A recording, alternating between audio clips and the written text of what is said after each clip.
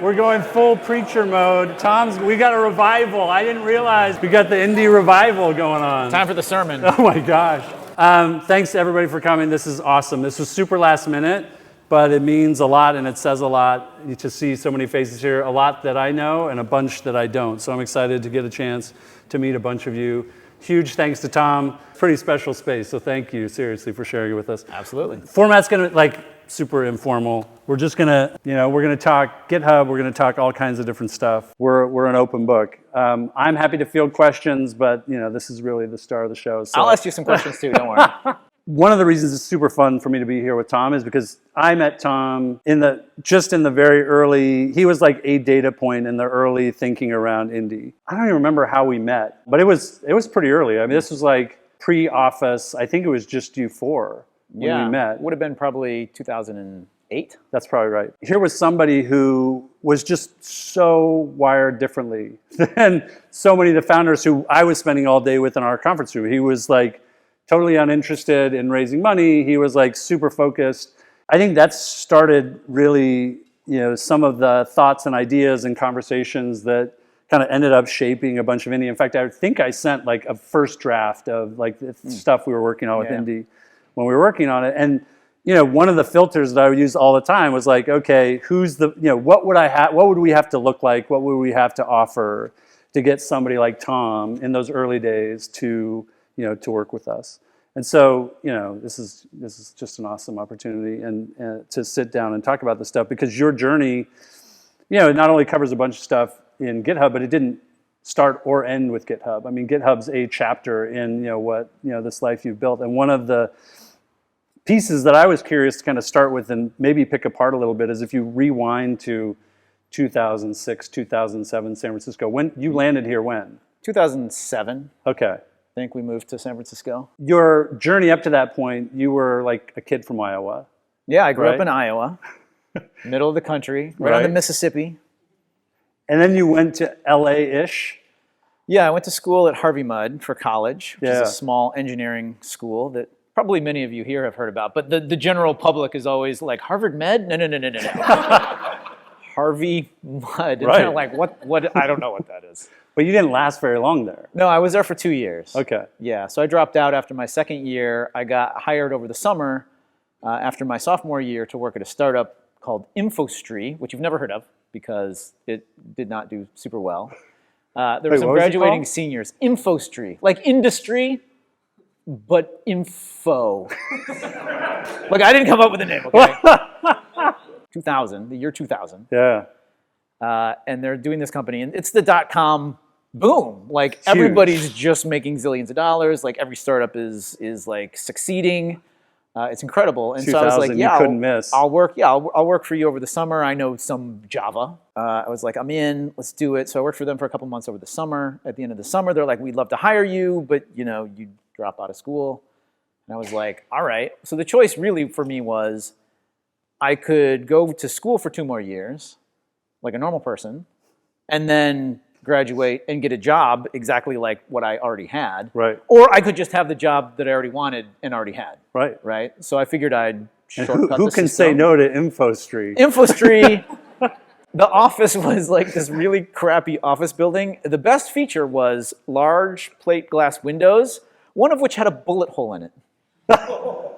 Yeah, This wasn't put there as part of marketing. This was just scrappy, unintentional. This is just a scrappy startup office location. That's amazing. Yeah, okay. So it was. I got my bike stolen out of that office.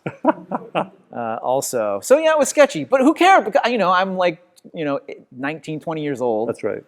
And like living the dream, Mm-hmm. Like how long did it take you to figure out that tech was especially a lot of Midwest kids come here and they go to like Ev Williams came here and worked for O'Reilly Media in Sebastopol, right? And a lot of people go to LA or San Diego thinking like that's where. How long did it take you to figure out that San Francisco was the place to be? It started doing consulting after. So InfoStree got bought by another company called ChatSpace that was doing educational software. They were down in San Diego, so I moved down to San Diego.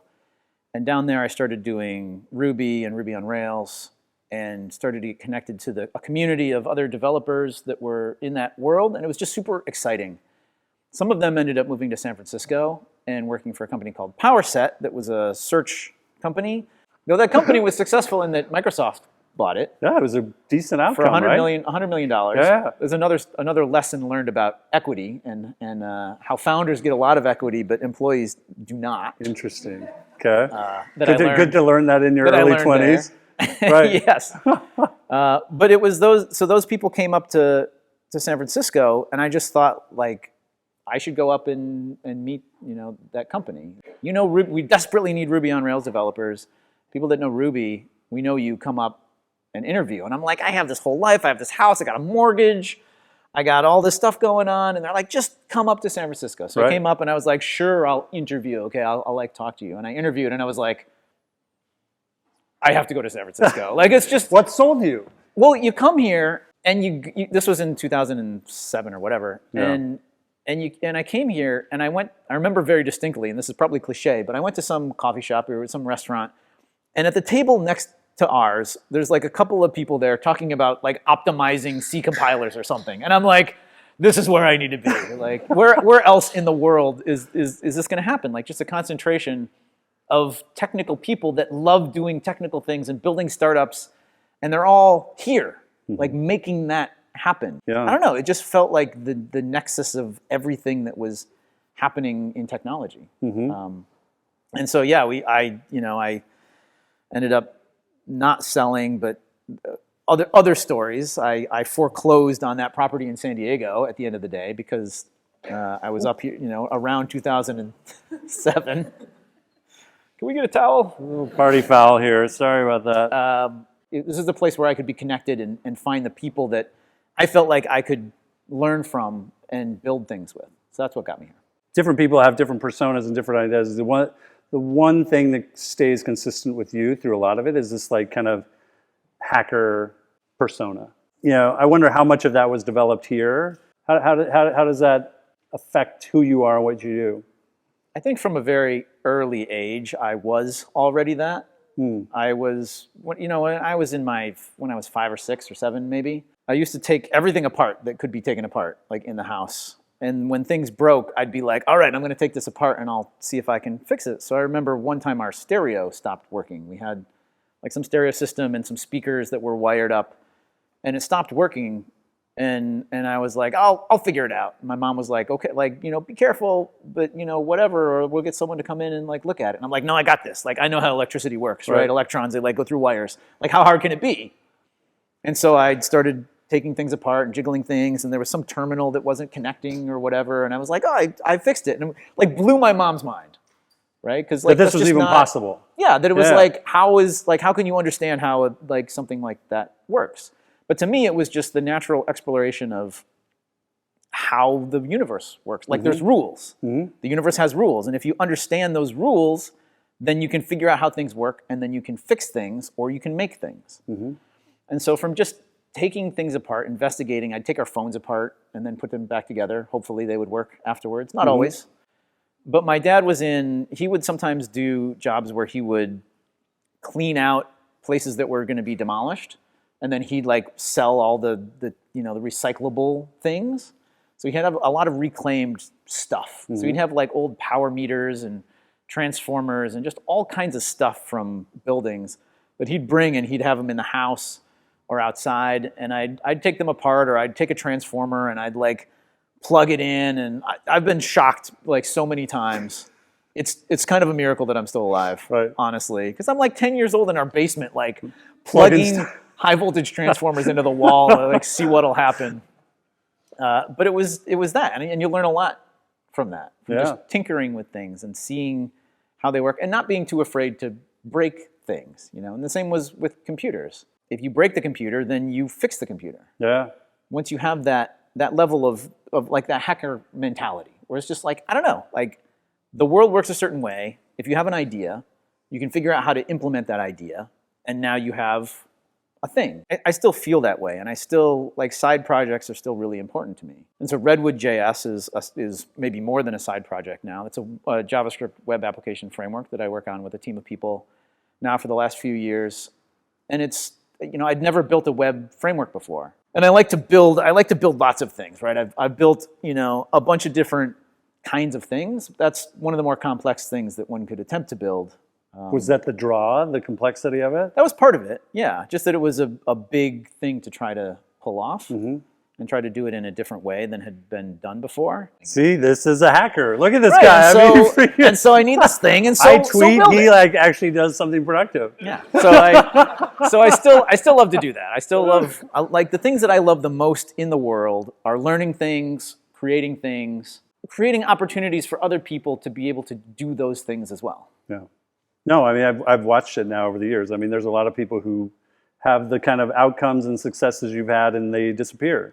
They've kind of made their contribution and they move on. Yeah. One interesting thing you said, though, was letting yourself explore not only your creativity and your interests, but you also said you have lots of side projects going on. And if I recall, GitHub started essentially as a side project. How did that start as a side project? What was the ambition for it when you guys started?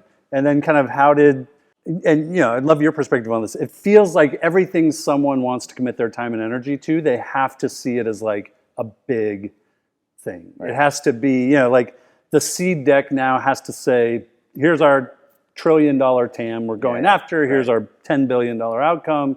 And yet, I look at your experience, like it started as a side project. You had a job, there was so much else going on, and yet, you had this curiosity that just sucked you into it. But I'd love to hear kind of how that evolved. Yeah, so GitHub really came from my experiences while I was at PowerSet. So previous to PowerSet, I was doing consulting on my own, not very successfully, to the tune of owing the IRS like $40,000 or something. I was on like payment plans with the IRS, and I had $50K. I've got a kid like that. I was in a very financially challenging. I probably spent too much. I was like rebuilding a Jeep. I mean, I was doing things that this is like this is all my fault. Right? I'm not blaming anyone for my financial distress back then. This is like 2003, 2004 kind of era. But I'm doing consulting because I want to do my own. I want to be my own person, my own boss. Like I don't want to work for people. I did that. Yep. The people I worked for kept screwing things up. I'm like, why are you doing those things? I want to be the master of my own destiny. And I learned a lot. I was making websites. I did a lot of photography, commercial photography. I took like hundreds of pictures of sandals for a sandal company and you did a lot of print work for them. So I did print design.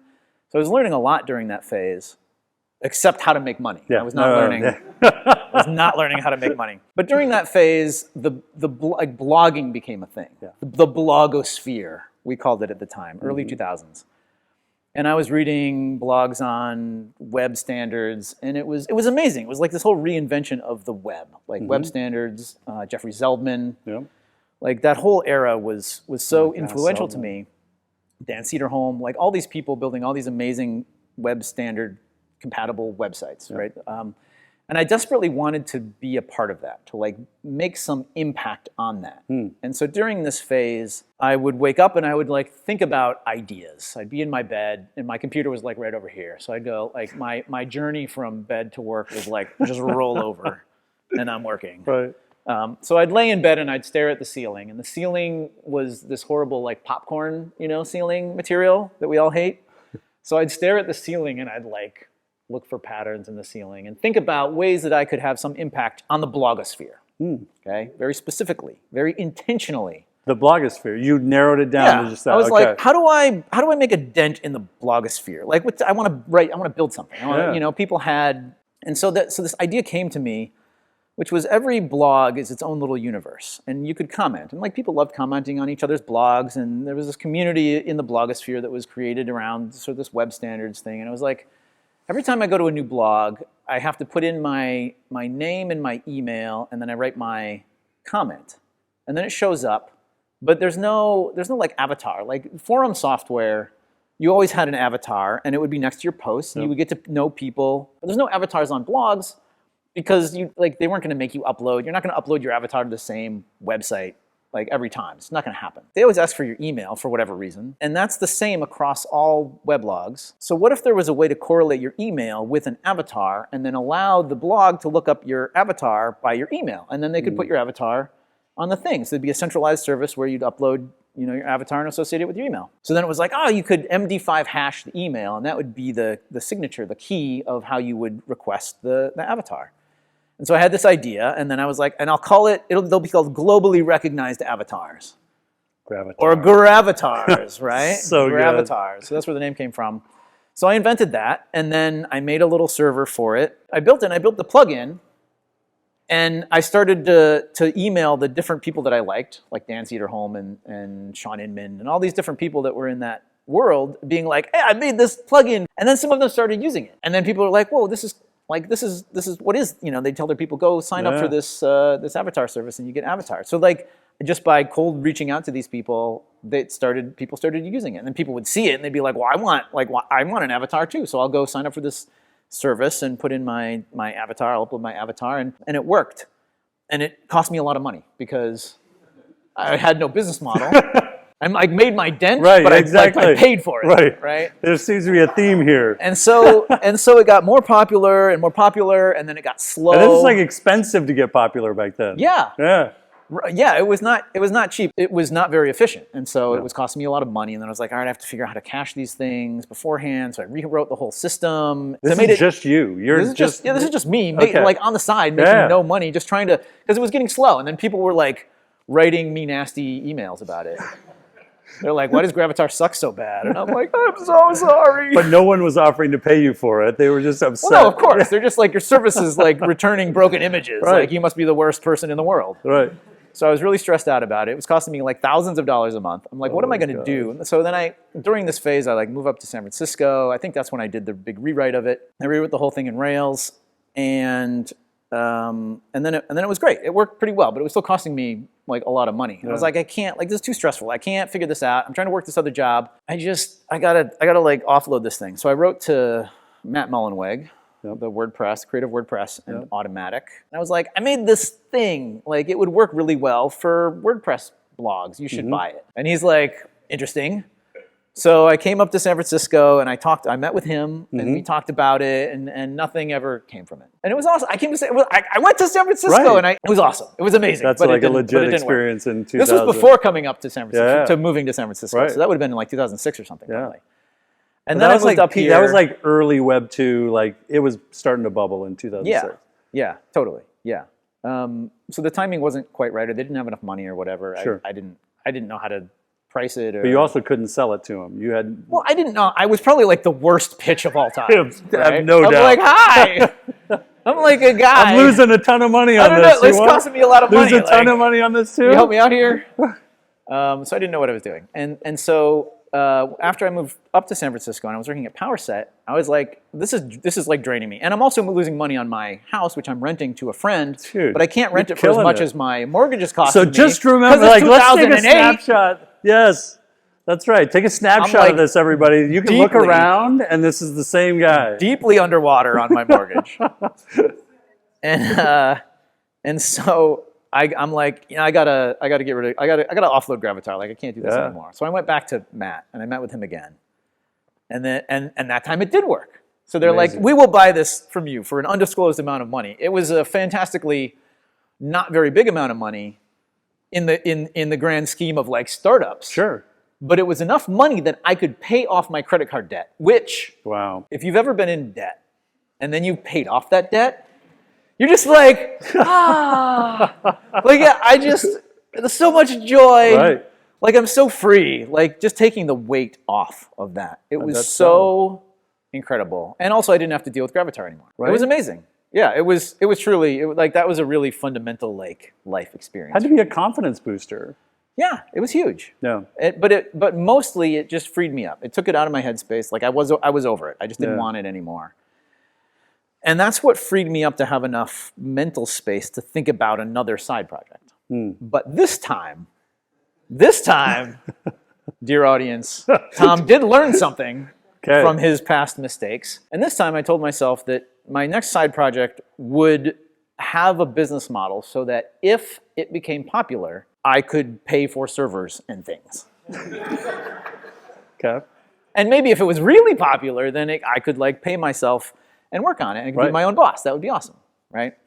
And so that idea ended up being GitHub. And so that idea really came while I was at PowerSet. I had sold Gravatar, and it was a few months between to like recover from that experience. And then I started having, wanting new ideas. Right. So I was back to the popcorn ceiling. Back to the ceiling. So this colleague and I working on the system. We're building it in Ruby. He had come across Git from his travails in the Linux kernel and wherever. And so he was like, we should use this Git. We should use Git internally and then synchronize it with Subversion, which the company is using. And so he turned me on to it, and we started using it ourselves. And we had it installed on some Linux server, and made ourselves accounts, and then had our own repo, and we could do awesome things with it. It was amazing. I loved it. It was so cool. But it was hard to use. Like you couldn't put your Git repository anywhere. You had to like have a Linux server and put it on there and get user accounts and get people their keys set up with the SSH, and the whole thing was a nightmare. And the idea for GitHub really at the time, completely, the whole idea, the entirety of the idea of GitHub was, I'm a web developer. I know how to build websites. I could build a website that made it easy to upload Git repositories to the internet and then make it easy for other people to pull them down from there. Because what Git, ironically, as a distributed version control system, the greatest weakness was that it was distributed. Yeah. Like it was impossible there was no central place to go to be like, oh, this is where the repository is. Where's the repository? Oh, it's on my private Linux server. Can I get access? Right. Well, I'll make you an account, I guess. Can you send me your public key? Like the whole thing was ridiculous. No one's going to do that, except the Linux kernel people. Like they'll do that all day long. They love that. They live for that, right? That's the barrier to entry, right? Like the barrier to entry to like contribute to the Linux kernel is like, all right, so the first thing you're having to do is figure out how to use Git. And everyone's just like, you know what, never mind. Yeah. Right? And they love that. They're like, anyone that's not willing to do that, they're like, yeah, we didn't want you here anyway. But nobody else was going to do that. So it's like, how do we make this, how can I bring this technology to other people? I'll build a Rails app to do it and write, bindings for Ruby to read off, the Git repository off the file system and put it online. And that was like the whole idea. Like there was no more to it than that.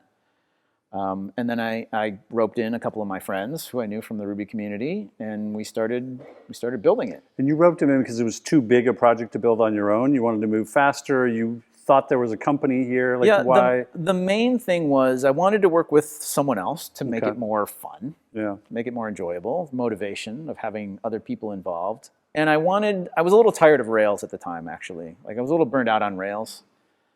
And I wanted to do the back end. I wanted to do the back end and the front end because I have experiences both in design on the front end and in architecture on the back end.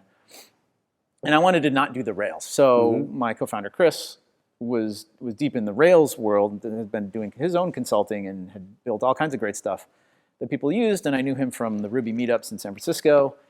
And I thought he would be really cool to work with. So I was like, Chris, come and help me on this thing. It's called GitHub. And I want to do the front end and the back end, and what if you did like the Rails part of it? And he was like, I'm in. And so we just started. Yeah. We started building it, and I think we spent $1,000 to get the incorporation done, a little bit later, and then we just built it. And 3 months later, we had other people using it in the Ruby community. 6 months after we started, we came out of the private beta and started charging for it. And then on that day, we were making like thousands of dollars a month. Like people wanted it. Right. I was like, as soon as we started, this is honestly one of the more frustrating stories when I was getting into it. I was like expecting this really hardcore answer as to why you bootstrapped and like this whole like hacker mentality. And you're like, dude, we just found product market fit. Yeah, like, that was the secret. That is the secret. That's it. So the big takeaway here is just having some distance from this now and experiences since then in trying to do startup-y kinds of things and investing a lot in lots of companies, like that's not normal. Like through Preston-Werner Ventures. Through Preston-Werner Ventures. Okay. So I do a lot of investing now. For the last 10 years or 11 years, I've been doing angel investing in various startups.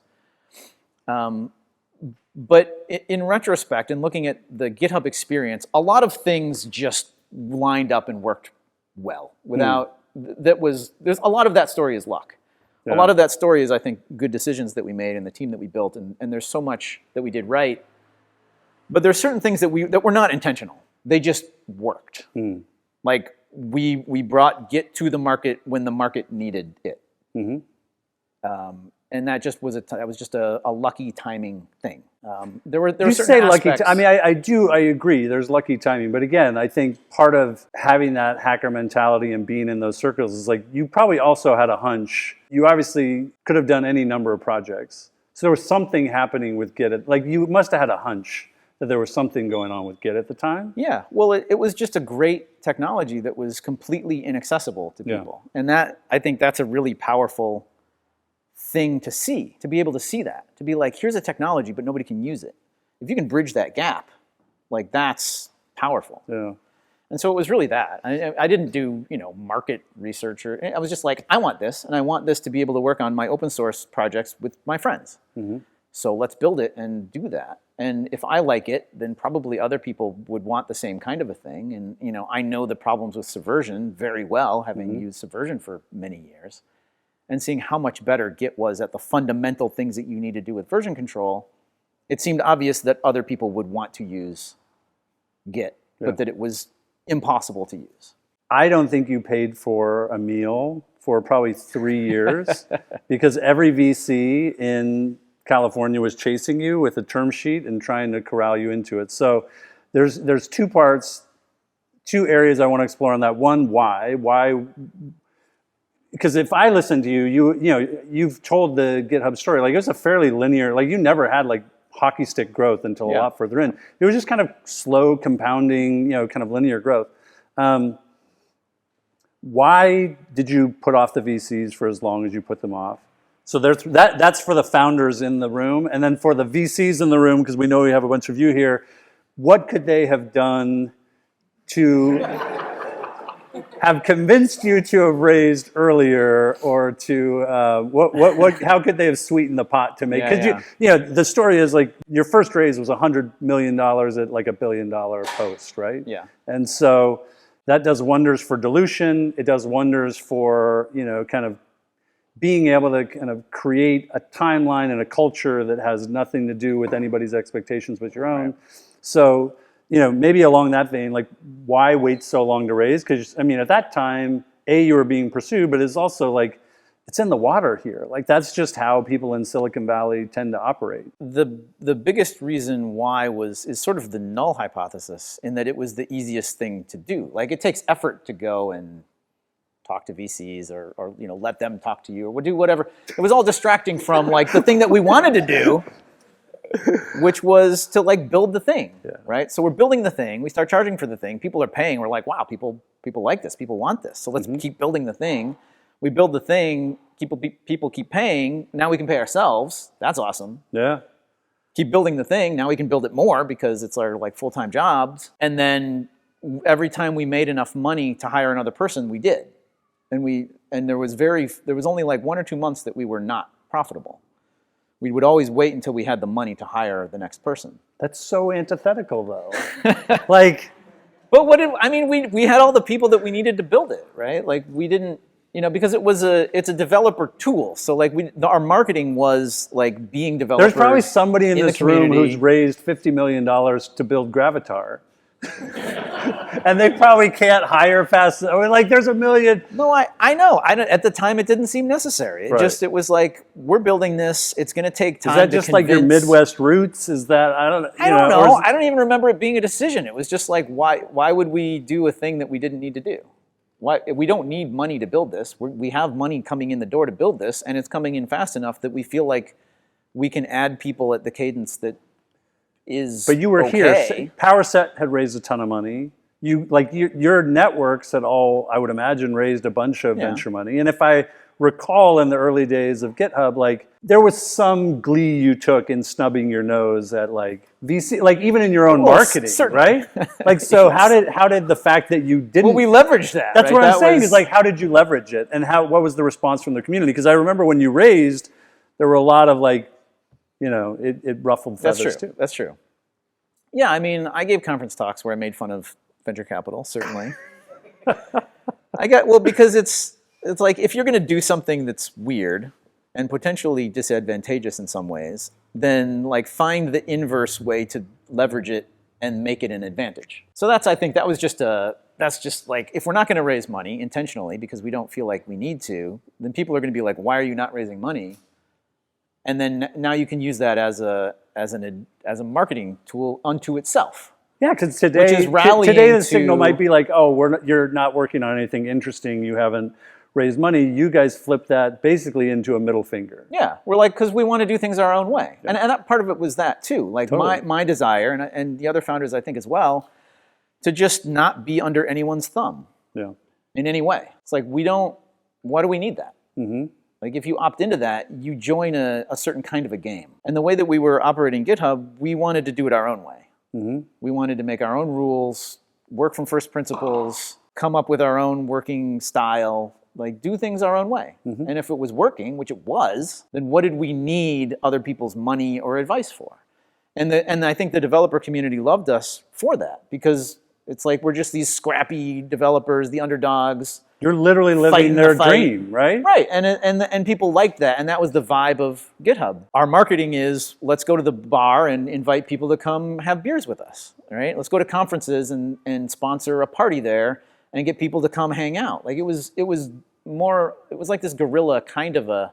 It felt really Of a guerrilla thing. at the time. Right, it was authentic, I Yes, think. Like I it think felt, that's right. it's like developers, like these people are developers. Like they're like us, right? Mm-hmm. And in the early days of GitHub, it wasn't the commercial, like big companies that were interested. Like they weren't going to come over anyway. Yeah. But building that core group of true believers that were there because they believed in open source and code and having fun, building that was possible because of, I think in part because we were authentic in that way. Mm-hmm. It didn't feel like some big company that was doing it to make a bunch of money and like, so can I trust them with my code? It was just, we were all like developers, and open source especially. And that part of the marketing too, I think, was important. Oh, It's I like think it was huge. free for open source. It's like, oh, look at these guys. They're giving us all this value for free to use for all my open source stuff. It worked so well to bring in those same developers to bring it into their companies, because that's where they already were for their open source. And you got their companies to pay for it. Yeah, and then their companies would pay for it, right? So Yeah. that bottoms-up motion, like everything just worked out beautifully. Like the business model is super easy to understand. Free for open source, you pay for privacy, right? Mm-hmm.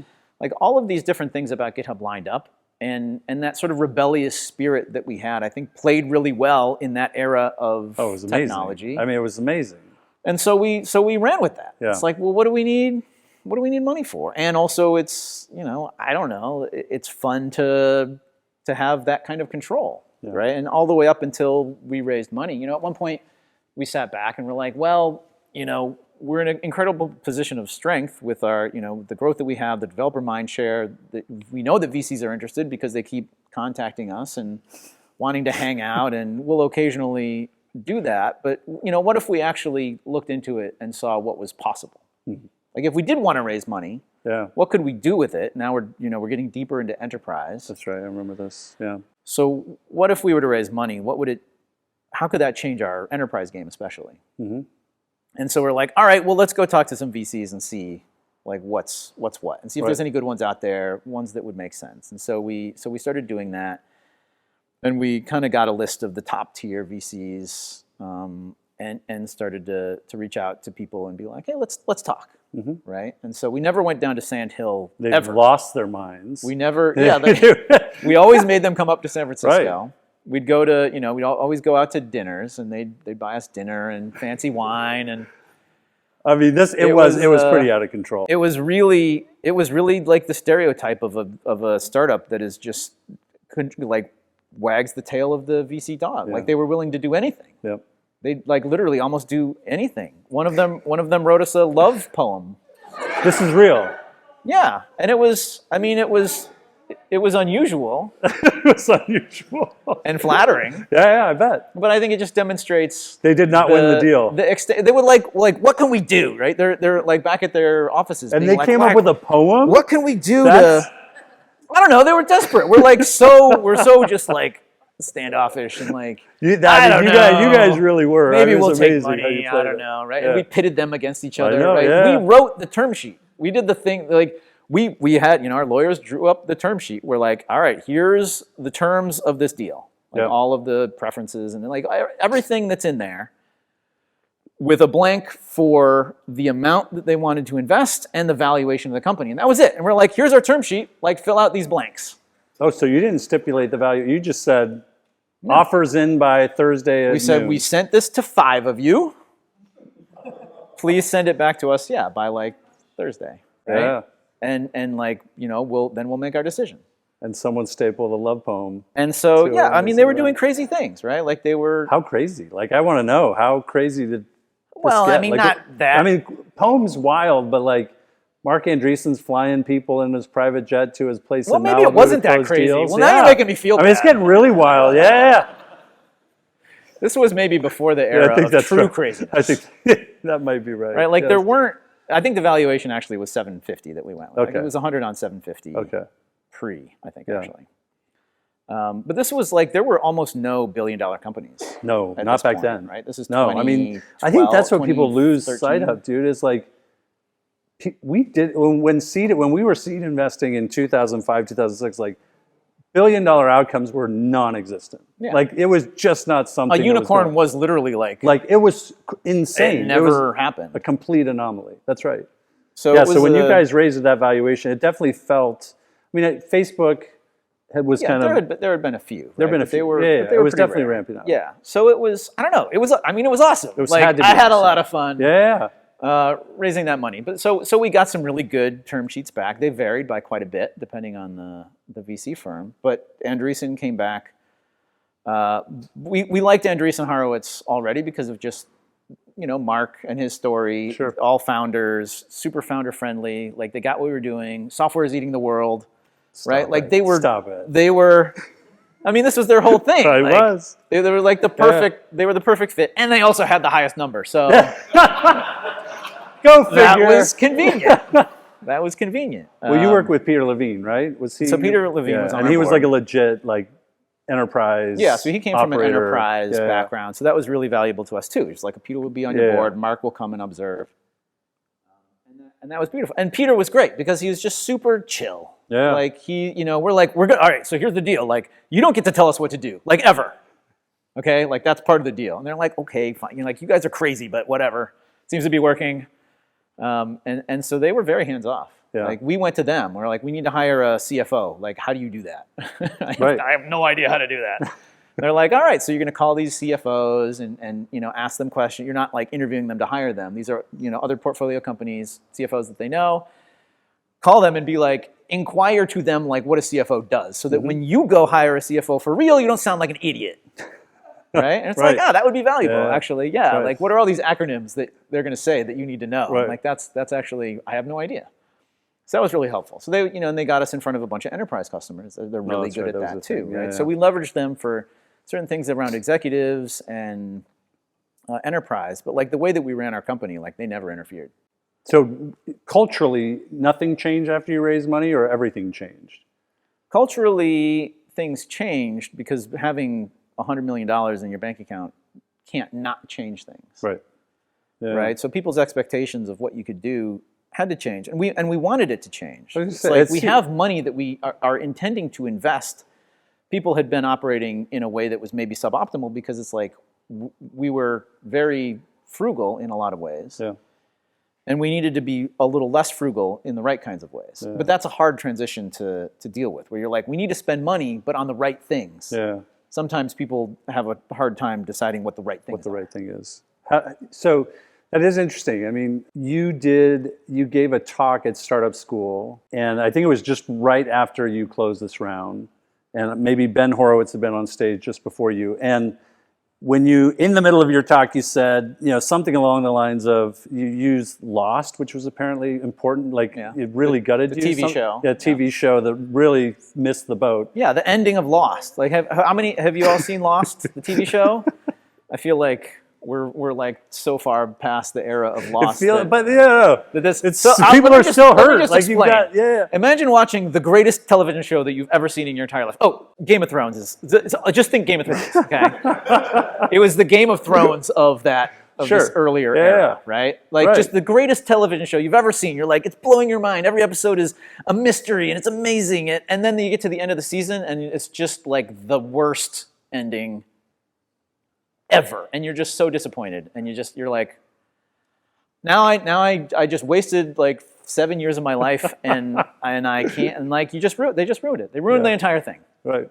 Right? So- There's a reason that nobody talks about Game of Thrones anymore, right? Like literally, it's been erased from the cultural memory of our Because species. of the ending. Because the ending was so bad. Okay. Yeah. In the talk, you.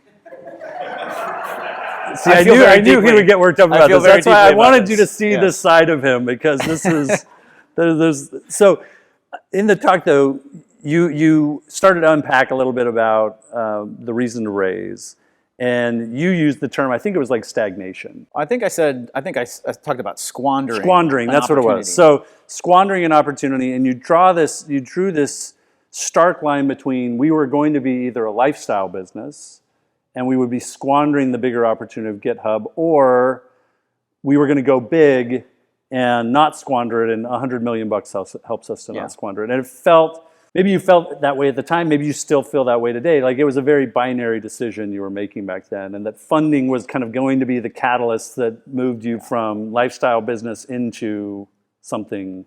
Yeah, well, that was the big conversation between the four of us founders as we worked through this, was like, what are we creating? What do we want to create? What are our ambitions? What do we want to go for? Like, are we happy with this company that's been profitable basically every month since forever, and we're building something that we believe in, and it's awesome, and the culture's great, and we're, like, developers love it, and everything is going well, but we don't know that it's going to remain that way forever. Like, maybe it does, but like maybe we plateau and some other company comes in and eats up all the enterprise, and so what does that look like? And is that sufficient? But like, what are the threats? Like, what happens over time? And if we don't swing for the fences, are we okay with that? Yeah. And I think we all sitting in the room at the time, like, we wanted to be ambitious. Like, we wanted to go for it. We wanted to see what that would be like to really attempt to capture like the full market, like go all the way up market, get all the enterprise, keep the low end, keep innovating, but capture the high end. Like,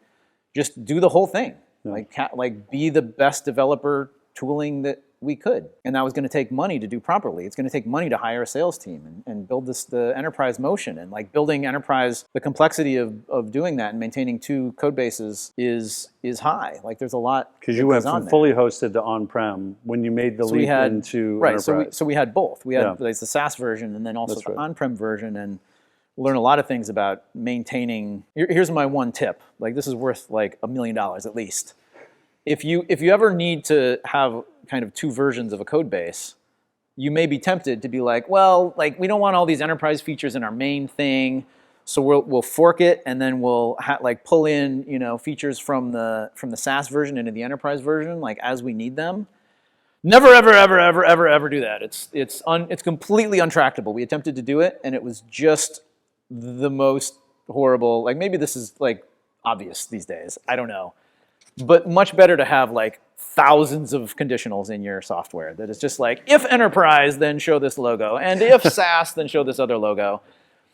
And it clutters up your code, but the biggest advantage, maybe, other than like merge conflicts, because every time you have a merge conflict, like, your life is immediately just degraded like a full like a full notch, right? It's like you used to be happy and now you're not happy. Right. Anymore, and you've made bad life choices. Anything you can do to avoid a merge conflict is always worth the investment. The biggest thing, though, is that when your developers go in to make a change, they see that enterprise is doing something. Yeah. And they're like, oh, I need to make this change. So, enterprise has a special condition here. I need to take that into account. If that's all over here somewhere, then the SaaS developers go on their merry way being like, yeah, innovate, change, everything's broken, totally different. And then you try to bring that over to enterprise, and the enterprise people are like, you can't not bring that over like, here. you can't do that. Right. Like, enterprise people need this thing the way that anyway, so same code base. This is actually a good place to pause, because you and I have been going for an hour, and we've covered like 4 of the 20 questions I wrote down. So I want to make sure you all feel comfortable asking your questions. I want to make sure if you're here to ask Tom or I something that you've got. I want to ask you a question. Oh, wow. Okay. Actually. I want to know how you're going to make Indie VC work. What do you mean? How does it? I mean, you already know how it. You know how it's going to work. Yeah. I want everyone to know, because I still believe in bootstrapping. Like, if I build another startup, like a proper startup, like, I would want to bootstrap it, because worst case scenario, maybe that's not how to phrase this. Let's see where this goes. Let's see where you're going with this. Hold on, let me collect my thought here.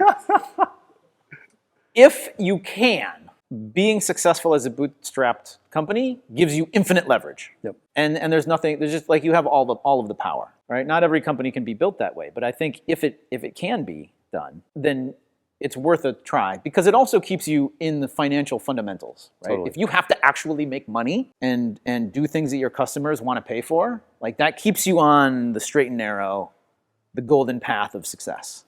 When you raise a bunch of money, then you can do all kinds of stuff that don't involve customers paying you money. Yep. And you don't know if that's going to be worthwhile or not. And again, that's not every company. I think that's right. Yeah. But worst case scenario, you've built something and you're like, I need some money to build this, it turns out. Actually, now you can go raise money, right? Yep. But it's worth it to, like, if you have the means to do so. Not everybody does. Like, you have to remember that, like, my co-founders and I, we were all like in our 20s, no kids, no like financial, outside things, no. You had day jobs. We were all, we were working jobs on the side as well to pay the bills, but we could do that because I could work 8 hours at PowerSet and then I could go home and I could work another 8 hours on GitHub. That's right. And I could only do that because I was young and I had no, I was unfettered. Yeah. And that's not everybody, right? So I don't pretend to believe that like anybody could bootstrap any idea. And if you can't do that, then you're a failure. Yeah. I think there's certain ideas that works for, but when you're thinking about ideas that are worth building, thinking about ideas that could be bootstrappable is a great place to start. That's interesting. Right? Yeah. Because getting money in the door right out the gate, that's powerful. I love it. So what's your question? Oh, sorry. So my question is... Look, here's you the got thing. me tired. He answered his own question for me. That's literally the pitch. So is that all right? So that's how. But how does as a venture firm and for LPs, like how does that work? When there's no exit, for instance, when there's no liquidity, right? You sign up for the traditional VC game. You sign up for I'm going to build you a giant exit. Hey VCs, like I'm going to make a giant pile of money for you within 10 years. Yeah. Unless you're Stripe, in which case you take at least 15 years. At least. My first angel investment was in Stripe. Come on. 2012. It's just like, be done. Just which stop. Is one and done. One and done. That should have been it. That's amazing. But that's the game. So what's I'm just curious what the latest thinking is on your structure for liquidity for the companies that are. How did bootstrapping GitHub work out for you? Liquidity-wise. Liquidity-wise, yeah, it was excellent. Yeah. The return. I mean, I planned the same for. So same thing. So same idea. Sale I mean, in fact, IPO. I wrote a post years ago. You remember this site Jason Fried did called Bootstrap Profitable and Proud? You guys were on it. And Atlassian was on it. The point of the post is basically to say, this is the question we get over and over and over again with Indie. And yet if you put this website up as a portfolio website instead of just a bunch of interviews, if this was what your portfolio looked like, you'd be it would be the most legendary fund of all time. Yeah. Right? And I think your point, there's a few things you touched on that I think are pretty core to how we think about Indie and what we're building and why we think it's important. One, not everybody can bootstrap something from the get-go, whether it's because they're in 40,000, however many thousands of dollars in debt you were in, or it's just too big a swing for them to be able to do nights, weekends. They have there's just some life circumstance, and I think what we're trying to do is pair that with the discipline that you had to develop early on, whether you considered it discipline or not, at GitHub, of being profitable every month, forcing yourself to be profitable every month. There's a really valuable discipline that comes from that. But what also comes from that is, I just believe the future is one where the culture you built, the focus you had, the ability to build the way you wanted to build and not be under somebody's thumb is so incredibly critical to having a really vibrant future.